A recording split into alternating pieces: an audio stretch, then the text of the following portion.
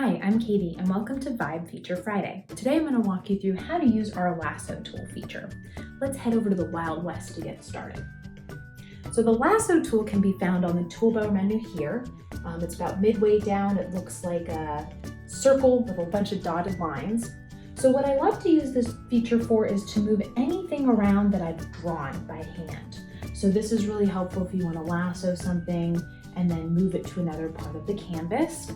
For any objects on the board, you can just simply do a long press and adjust them. So if it's a photo, a post-it note, or a text box, you don't really need to use the Lasso tool.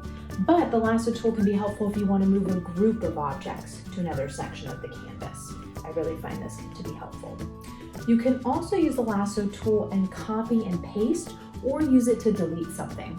So if I change my mind, I don't want that here, I can circle that and hit delete.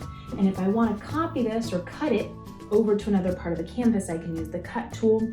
And I can even copy it and paste it to another page in my board or to another board entirely. So the Lasso tool has a lot of different options there, and hope you enjoy it. Thanks so much for joining. I hope you have a yeehaw weekend.